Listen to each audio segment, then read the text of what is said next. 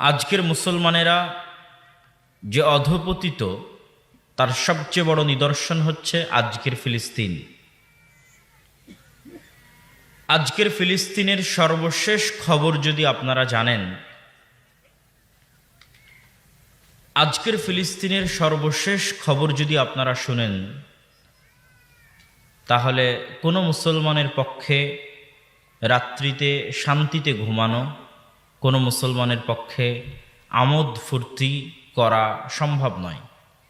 তাদেরকে এই অবস্থায় দেখে এবং এই অবস্থায় রেখে সমগ্র গাজা থেকে মুসলমানদেরকে বিতাড়িত করে দিয়ে মিশরের সীমান্তবর্তী রাফাহ ক্রসিংয়ে অস্থায়ী তাঁবুতে 19 থেকে 20 লক্ষ গাজার অধিবাসী মুসলমানেরা গাদাগাদি করে একদম পশু প্রাণী যেভাবে বসবাস করে সেভাবে তাদের দিনাতিপাত করছে।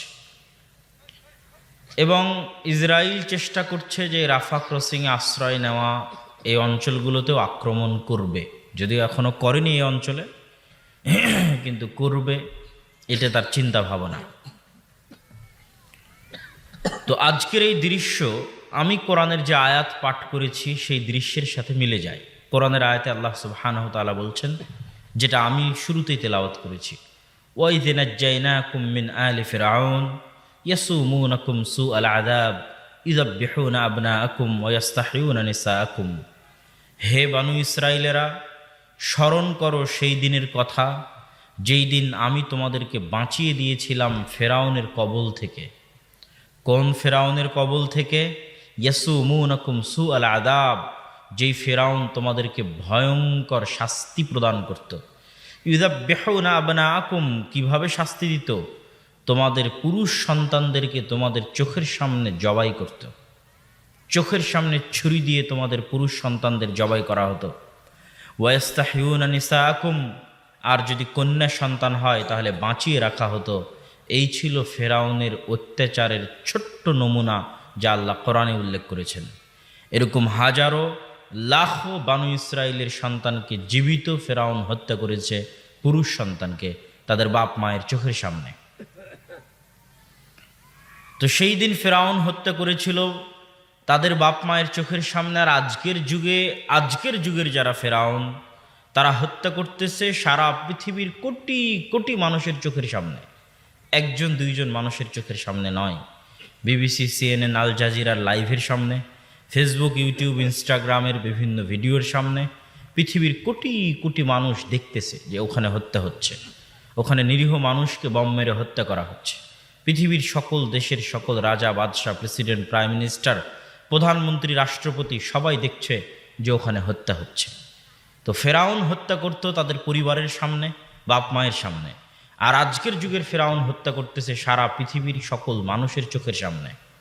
তাহলে ওই যুগের বানু ইসরাইলেরা ওই যুগের ফেরাউনের যেমন গোলাম ছিল, আজকের যুগের মুসলমানেরা আজকের যুগের ফেরাউনের তার চেয়ে বেশি গোলাম, তার চেয়ে বেশি বড় কৃতদাস। ওই যুগের বানু ইসরাইলদের ওই যুগের ফেরাউনের কাছে যতটুকু ভ্যালু ছিল, মূল্য ছিল, আজকের যুগের মুসলমানদের আজকের যুগের ফেরাউনদের কাছে অতটুকুও মূল্য নাই। যেটা আল্লাহ সুবহানাহু ওয়া তাআলা কোরআনে উল্লেখ করেছেন যে কীরকম গোলামির জীবন বানু ইসরাইলের ছিল, আল্লাহ উল্লেখ করেছেন যে তাদের চোখের সামনে তাদের ছেলেকে জবাই করা হবে, বাধা দিতে পারবে না। এই রকম গোলামি ছিল তাদের জীবনে। আর আমাদের জীবনে তার চেয়ে বড় এবং বেশি ভয়ঙ্কর গোলামি ঝুলছে আমাদের গলায়, যে সারা পৃথিবীর মানুষের সামনে হত্যা করছে কিন্তু কেউ বাধা দেওয়ার নাই। এতটা মূল্যহীন আমরা হয়ে গেছি এই পৃথিবীতে। তো এখানকার শিক্ষাটা কোথায় থেকে আমরা পাবো? আজকে আপনি এখানে বসে আছেন, মনে করছেন খুবই আরামে আছি, ওই দিন যে আপনার আসবে না এটার কোনো গ্যারেন্টি নাই। এই যে অল্প কয়েকদিন আগেই, গতকাল না পরশুদিন, রাজধানী ঢাকার বেইলি রোডে যে জ্বলন্ত আগুনের মধ্যে নিঃশ্বাস বন্ধ হয়ে 45, 46 থেকে 50 জন মানুষ যে মারা গেল, কেউ আগুনে পুড়ে, কেউ নিঃশ্বাস বন্ধ হয়ে। তো তারা সামান্য সময়ের জন্য হলেও ওই কষ্টটা আস্বাদন করতে পেরেছে, যেই কষ্টটা গাজার ফিলিস্তিনের মানুষ 24 ঘন্টা ভোগ করতেছে। তো ওই দিন যে আমাদের উপর আসবে না এটার কোনো গ্যারেন্টি নাই। যেহেতু আমাদের নামের আগে মুসলমান, যেহেতু আমরা পরিচয় দিচ্ছি মুসলিম হিসেবে, সেহেতু এই রকম যে কোনো বিপদের মুখোমুখি আমাদেরকে হতে হবে। অতএব কেন আজ সমগ্র বিশ্বে মুসলমানেরা এরকম ভয়ঙ্কর দিন পার করছে তা জানা আমাদের অত্যন্ত জরুরি। প্রত্যেক মা এবং বোনের জরুরি এবং প্রত্যেক দিনী ভাইয়ের জরুরি। এই আলোচনার শুরুর পয়েন্ট হচ্ছে আজকের যুগের মুসলমানেরা এই যুগের বানু ইসরাইল। বানু ইসরাইল এমন একটি জাতি যেই জাতির কথা পবিত্র কোরআনে আল্লাহ সুবহানাহু ওয়া তাআলা সবচেয়ে বেশি বলেছেন। আর দ্বিতীয় কোনো জাতির কথা এই পবিত্র কোরআনে এত বিস্তারিত আল্লাহ আলোচনা করেননি। আদ জাতি বলেন, সামুদ জাতি বলেন, কওমে লূত বলেন, কওমে নূহ বলেন, এরকম বিভিন্ন জাতির কথা আল্লাহ সুবহানাহু ওয়া তাআলা 1-2 লাইনের মধ্যে শেষ করে দিয়েছেন। আর বানু ইসরাইলের গল্প আল্লাহ সুবহানাহু ওয়া তাআলা কোরআন মাজিদে অনেক বেশি বিস্তারিত আলোচনা করেছেন, তার মধ্যে সূরা বাকারা অন্যতম। তো এত বিস্তারিত বানু ইসরাইলের গল্প পবিত্র কোরআনে আলোচনা করার কারণ কি? কারণ হচ্ছে রাসূল সাল্লাল্লাহু আলাইহি ওয়াসাল্লাম এক হাদিসে বলেছেন, সহিহ হাদিস, লাতাসলুকান্না, তোমরা অবশ্যই চলবে, আও লাতারকাবুন্না, তোমরা অবশ্যই আরোহণ করবে, প্রত্যেক ওই রাস্তায়, প্রত্যেক ওই গর্তে, প্রত্যেক যেই গর্তে বানু ইসরাইল গেছে, প্রত্যেক যেই রাস্তায় বানু ইসরাইল চলেছে। আল্লাহর নবীর হাদিস যে আমার উম্মাতে মুহাম্মাদি প্রত্যেক ওই রাস্তায় চলবে যেই রাস্তায় বানু ইসরাইলেরা চলেছে, প্রত্যেক ওই গর্তে প্রবেশ করবে যেই গর্তে বানু ইসরাইলেরা প্রবেশ করেছে। তাহলে 1400 বছর আগে রাসূল সাল্লাল্লাহু আলাইহি ওয়াসাল্লাম স্পষ্ট বলে দিয়েছেন যে আমরা একদিন বানু ইসরাইল হয়ে যাব। সুতরাং আমি যে বলছি আমরা এই যুগের বানু ইসরাইল, এটা আমি বানিয়ে বলছি না। বাক্যটা শুনতে নতুন লাগতে পারে, কিন্তু বলতেছি হাদিস থেকেই। রাসূল সাল্লাল্লাহু আলাইহি ওয়াসাল্লাম স্পষ্ট বলে গেছেন আমার উম্মত প্রত্যেক ওই গর্তে প্রবেশ করবে, ওই রাস্তায় চলবে যে রাস্তায় বানু ইসরাইল চলেছে, যেই গর্তে বানু ইসরাইল প্রবেশ করেছে। আর আমি বলছি আমরা অলরেডি সেটা হয়ে গেছি, তথা আমরা এই যুগের বানু ইসরাইল। আর এই জন্যই আল্লাহ সুবহানাহু ওয়া তাআলা কোরআন মাজিদে বানু ইসরাইলের ঘটনা এত বিস্তারিত বলেছেন, যেন উম্মতে মুহাম্মাদি সামনে রমজান আসছে, বানু ইসরাইলের ঘটনা যেন একটু মনোযোগ দিয়ে পড়ে এবং মিলিয়ে দেখে যে ওই বানু ইসরাইলদের সাথে আমাদের কি মিল আর কি অমিল। তারা কোথায় কোথায় গেছে, কেমন কি করেছে, তাদেরকে আল্লাহ কেমন কি দয়া দিয়েছে, আর আল্লাহ আমাদেরকে কেমন কি দয়া দিয়েছিল, আর আমরা কি করেছি আর তারা কি করেছে। সম্মানিত উপস্থিতি, তো বক্তব্যের শুরুতে সংক্ষিপ্তভাবে বানু ইসরাইলের একটু পরিচয় বলে নিই। কেননা আমরা যেই সমস্যায় ভুগতেছি বানু ইসরাইলেরা একই সমস্যায় ভুগেছে, যেটা ওই আয়াত দিয়ে শুরু করেছি, যে ওদের ছেলে সন্তানদের ওদের চোখের সামনে জবাই করা হয়েছে। আর আজকে আমাদের জবাই করা হচ্ছে সারা পৃথিবীর মানুষের চোখের সামনে। বিপদ একই, সেম বিপদ। ওরা ছিল ওই যুগের ফেরাউনের গোলাম, আমরা এই যুগের ফেরাউনের গোলাম। তো ওরা যেইভাবে এই ধ্বংসের রাস্তায় গেছে, আমরা এইভাবে এই ধ্বংসের রাস্তায় গেছি। ওদের জন্য উত্তরণের যে রাস্তা, আমাদের জন্য উত্তরণের সেই রাস্তা। 1400 বছরের ব্যবধানে আমরা ধীরে ধীরে বানু ইসরাইলে পরিণত হয়েছে। এই জন্য আল্লাহ বানু ইসরাইলের এত বিস্তারিত বর্ণনা পবিত্র কোরআনে দিয়েছেন, আর রাসূল সাল্লাল্লাহু আলাইহি ওয়াসাল্লাম ভবিষ্যৎবাণী করে গেছেন। তো বানু ইসরাইলকে, ইসরাইল হচ্ছে ইয়াকুব আলাইহিস সালাতু ওয়াস সালামের অপর নাম। ইয়াকুব আলাইহিস সালাতু ওয়াস সালামকে তিনি ইসহাক আলাইহিস সালাতু ওয়াস সালামের সন্তান, ইসহাক আলাইহিস সালাতু ওয়াস সালাম হচ্ছেন ইব্রাহিম আলাইহিস সালাতু ওয়াস সালামের সন্তান। তাহলে ইব্রাহিমের ছেলে ইসহাক, ইসহাকের ছেলে ইয়াকুব, ইয়াকুবের ছেলে ইউসুফ। পরপর 4 জন নবী, ইউসুফ বিন, ইয়াকুব বিন, ইসহাক বিন, ইব্রাহিম, পরপর 4 জন নবী। তো এই যে তৃতীয় স্তরে যিনি নবী, যিনি ইয়াকুব, ইয়াকুব বিন ইসহাক বিন ইব্রাহিম, ইব্রাহিমের ছেলে ইসহাক, ইসহাকের ছেলে ইয়াকুব। এই ইয়াকুবকে আল্লাহ সুবহানাহু ওয়া তাআলা 2 স্ত্রী থেকে 12 সন্তান দিয়েছিলেন, 12 সন্তান। তথা ইউসুফ আলাইহিস সালাতু ওয়াস সালাম আর তার ভাই 11 জন, মোট 12 জন। ইউসুফ যেহেতু ইয়াকুবের সন্তান, সেহেতু ইউসুফ আর তার 11 ভাই, মোট 12 জন। এই 12 জনকে বলা হয় বানু ইসরাইল বা ইসরাইলের সন্তান তথা ইয়াকুবের সন্তান। এই 12 জন এবং তাদের বাপদাদারা ইব্রাহিম, ইসহাক, ইয়াকুব সবাই ফিলিস্তিনে বসবাস করতেন, জেরুজালেম পবিত্র ভূমিতে বসবাস করতেন। আর ইব্রাহিম তার আগে বসবাস করতেন ইরাকে। ইরাকের বাগদাদ থেকে অনতি দূরে একটা তৎকালীন যুগের উন্নত শহর ছিল ব্যাবিলন, যাকে কোরআনে বলা হয়েছে বাবেল। কোরআনের একটা আয়াত আছে, বিবাবিল হারুত ওয়া মারুত, যে হারুত মারুতকে অবতীর্ণ করেছিলাম বাবেল নগরীতে। সেটাকে ইংরেজিতে বলা হয় ব্যাবিলন, বাংলাতেও লেখা হয় ব্যাবিলন, বিবাবেল। বাগদাদ থেকে অল্প দূরে ওখানে বাড়ি ছিল ইব্রাহিম আলাইহিসসালামের। বাপ যখন বাড়ি থেকে বের করে দিয়েছে তখন তিনি হিজরত করেছেন ইরাক থেকে জেরুজালেম। আমার নবী হিজরত করেছেন মক্কা থেকে মদিনা, আর ইব্রাহিম হিজরত করেছেন ইরাক থেকে জেরুজালেম, ফিলিস্তিন, শাম বা সিরিয়া। আজকের সিরিয়া সিরিয়া নয়। কোরআন এবং হাদিসে যখনই শাম বলা হবে, যখনই সিরিয়া বলা হবে, আল্লাহুম্মা বারিক লানা ফি শামিনা, আল্লাহুম্মা বারিক লানা ফি ইয়ামানিনা, হে আল্লাহ আমাদের ইয়ামানে বরকত দিন, হে আল্লাহ আমাদের সিরিয়াতে বরকত দিন। আল্লাহর নবীর দোয়া শামের জন্য, সিরিয়ার জন্য। রাসূল সাল্লাল্লাহু আলাইহি ওয়াসাল্লাম বলেছেন, লা তাযালু তায়ফাতুম মিন উম্মতি যাহিরিন আলাল হক, আমার উম্মতের একটা দল কিয়ামত পর্যন্ত হকের উপর থাকবে। কোথায় পাবা তাদেরকে জানো? শাম, সিরিয়াতে পাবা। তো সিরিয়া মানে আজকের সিরিয়া নয়। শাম মানে আজ, লেবানন তো ভাই কালকে তৈরি হলো, জর্ডান তো কালকে জন্ম হলো, তারপরে হচ্ছে ওর আশেপাশে আর যে দেশগুলো আছে ফিলিস্তিন, এগুলোর নামকরণ কালকে হলো। এগুলো সব মিলে, এই সিরিয়া মিলে, জর্ডান মিলে, লেবানন মিলে, ইসরায়েল মিলে, ফিলিস্তিন মিলে, সব মিলেই হচ্ছে শাম। ছোট্ট একটা ভূখণ্ড। এটাকে ইংল্যান্ড, ব্রিটেন, জাতিসংঘ এরা টুকরো টুকরো টুকরো টুকরো করে কাটে এরকম 10টা-15টা দেশ বানিয়েছে। কিন্তু যেমন পশ্চিমবঙ্গ আর বাংলাদেশ যেমন আলাদা করা সম্ভব নয়, পশ্চিমবঙ্গ আর বাংলাদেশ এই অঞ্চলটা যেমন পুরোটাই বাংলা, বা এই অঞ্চলের মানুষ যেমন বাংলায় কথা বলে, ঠিক এই পুরো শাম অঞ্চলটা আলাদা করা সম্ভব নয়। লেবানন নামেও আলাদা করা সম্ভব নয়, জর্ডান নামেও আলাদা করা সম্ভব নয়, সিরিয়া নামেও আলাদা করা সম্ভব নয়, ইসরায়েল এবং ফিলিস্তিন নামেও আলাদা করা সম্ভব নয়, পুরোটাই শাম। তো আল্লাহর নবী এই শামের জন্য দোয়া করেছেন। কেন? এই শাম হচ্ছে দারুল হিজরা। কার হিজরতের জায়গা? আদি পিতা ইব্রাহিমের হিজরতের জায়গা। মুহাম্মদ সাল্লাল্লাহু আলাইহি ওয়াসাল্লাম কার সন্তান? ইব্রাহিমের সন্তান।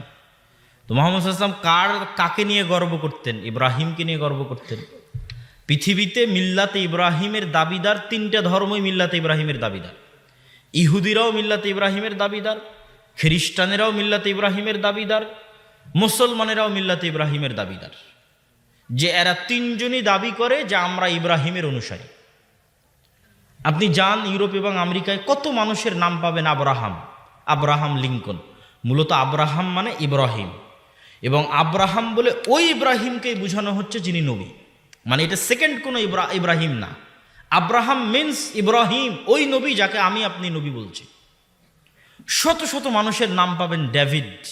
ডেভিড মানে দাউদ, যেই দাউদ নবীকে আমি বুঝাচ্ছি, ও ডেভিড মানে সেকেন্ড কোনো পার্সনকে বুঝাচ্ছে না, দ্বিতীয় কোনো মানুষকে বুঝাচ্ছে না, নবী দাউদ আলাইহিস সালাতু ওয়াস সালামকে বুঝাচ্ছে।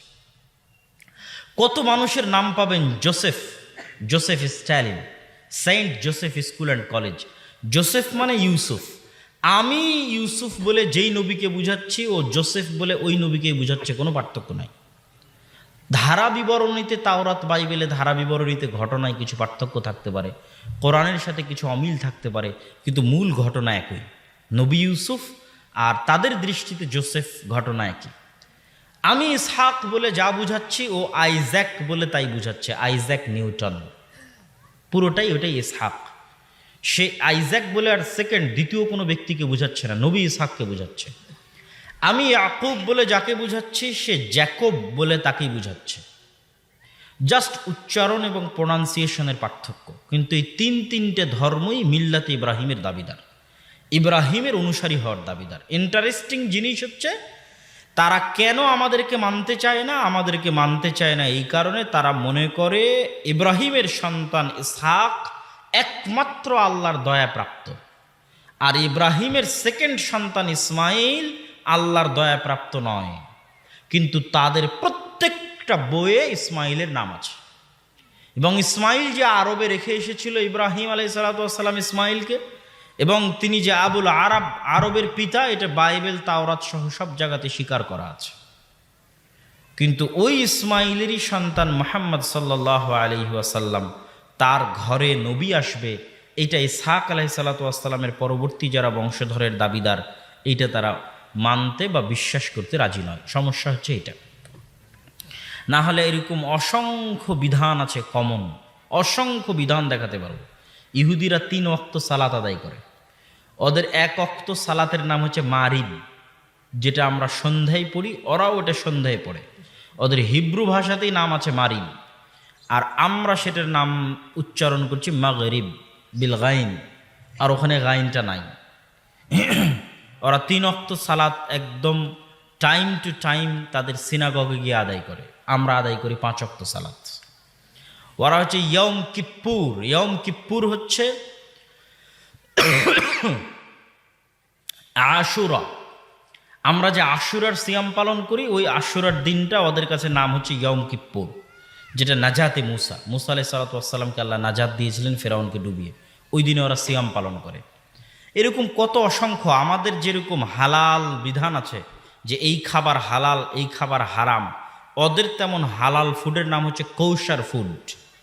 ইহুদিদের হালাল খাবারের নাম হচ্ছে কৌশার ফুড, মানে হালাল খাবার, যেটা ওদের দিন এবং ধর্ম অনুযায়ী হালাল। এরকম অসংখ্য বিধানাবলিতে 3টা ধর্মের মধ্যে মিল আছে, এবং এই মিল থাকাটা অস্বাভাবিক কিছু নয়, কেননা মূল উৎপত্তি স্থল হচ্ছে আল্লাহ সুবহানাহু ওয়া তাআলার নিকট থেকেই, মানুষ পরবর্তীতে বিকৃত করে দিয়েছে। বলছিলাম হচ্ছে বানু ইসরাইল হচ্ছে ইয়াকুব আলাইহিস সালাতু ওয়াস সালামের 12 সন্তান। আর কি বলছিলাম, ইব্রাহিম ইরাক থেকে শামে হিজরত করেছে। তো শামে চিরদিন বরকত থাকবে, কেন? এটা ইব্রাহিমের হিজরতের জায়গা। জেরুজালেমে চিরদিন বরকত থাকবে, কেন? এটা ইব্রাহিমের আশ্রয়স্থল।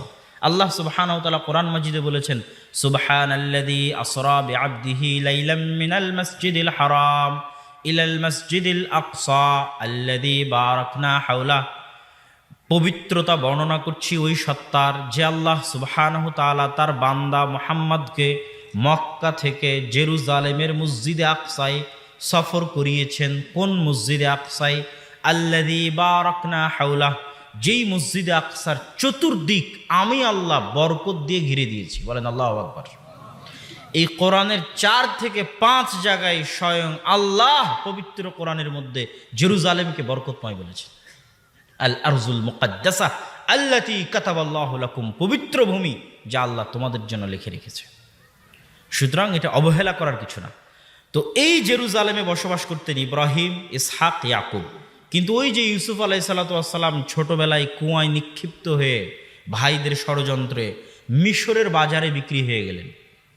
আজকে যেমন গাজা দিয়ে আমরা মিশরে ঢুকতেছি, ওই রাস্তা দিয়েই ওই যুগে মিশরে যাতায়াত করা হতো। ফিলিস্তিনের সাথে মিশরের যোগাযোগ ভৌগোলিকভাবে 5000 বছর আগে থেকে প্রমাণিত। ইউসুফ আলাইহিস সালাম ফিলিস্তিনের কুয়ায় পড়ে, জেরুজালেমের কুয়ায় পড়ে মিশরের বাজারে বিক্রি হয়ে গেছে। তারপরে যখন তিনি জেল খেটে, মানুষের বাড়িতে চাকর হিসেবে কাজ করে মিথ্যা অপবাদ মাথায় নিয়ে জেলে গিয়ে 7 বছর জেল খেটে যখন তিনি মন্ত্রী হলেন, তখন তিনি বাপ আর 11 ভাইকে মিশরে ডেকে পাঠালেন। এই প্রথম বানু ইসরাইল জেরুজালেম থেকে মিশর যাচ্ছে। ইয়াকুব আলাইহিস সালাম পিতা, তার 11 সন্তান এবং 11 সন্তানের স্ত্রী নাতিপুত্র মিলে 70 জনের পরিবার নিয়ে জেরুজালেম থেকে মিশরে প্রবেশ করলেন। মিশরে প্রবেশ করার পর ইউসুফের 11 ভাই এইভাবে মাথা নত করে ইউসুফের সামনে সিজদা করলেন। যখন ইউসুফের সামনে সিজদা করলেন, তখন ইউসুফ আলাইহিস সালাম বাপকে বললেন, হাদা তাবিলুর উয়ায়া, হে আমার বাবা, এটাই ওই স্বপ্নের ব্যাখ্যা যে স্বপ্ন আমি ছোটবেলায় আপনাকে বলেছিলাম। ইন্নী রাআইতু আহাদা আশারা কাওকাবান, যে আমি স্বপ্নে দেখছি 11টা তারকা আমাকে সিজদা করছে। এই যে 11টা তারকা আমার 11 ভাই আজ মিশরে আমাকে সিজদা করতেছে, এটাই ওই স্বপ্নের ব্যাখ্যা। এই যে ইউসুফ আলাইহিস সালাম মন্ত্রী থাকা অবস্থায় জেরুজালেম থেকে বানু ইসরাইল ইয়াকুবের 11 সন্তান 70 জনের পরিবার মিশরে চলে আসলো। ইউসুফ আলাইহিস সালাম তো মারা গেলেন, মন্ত্রিত্ব হারিয়ে গেল, রাজত্ব হারিয়ে গেল, ফেরাউন ক্ষমতায় আসলো। তো আগের সরকারের যে জোট থাকে, পরের সরকার ওর ওপর খুব কঠোর শাস্তি চালায়। তো আগের সরকারের মন্ত্রীর দায়িত্ব পালন করেছে, সহযোগীর দায়িত্ব পালন করেছে ইউসুফ আর তার ভাইয়েরা। তো পরে যখন এদেরকে সরকার থেকে উল্টিয়ে দিয়ে ফেরাউন ক্ষমতায় এসেছে, তখন যাদের উপর জুলুম আর অত্যাচার চালিয়েছে তাদের মধ্যে বানু ইসরাইল পড়ে গেছে। আরো বেশি কেন পড়েছে? যত ধর্মগুরু আছে সব ধর্মগুরু বলে যে আপনার ক্ষমতা হারিয়ে যাবে এই বানু ইসরাইলের সন্তানদের কাছে, আপনার ক্ষমতা ধ্বংস হয়ে যাবে, বানু ইসরাইলের কোনো সন্তান আপনার ক্ষমতা নিয়ে নেবে, বানু ইসরাইলের কোনো সন্তান আপনার ক্ষমতা নিয়ে নেবে। ক্ষমতা হারানোর ভয়ে ফেরাউন যত ছেলে সন্তান জন্মগ্রহণ করে সবকে জবাই করে।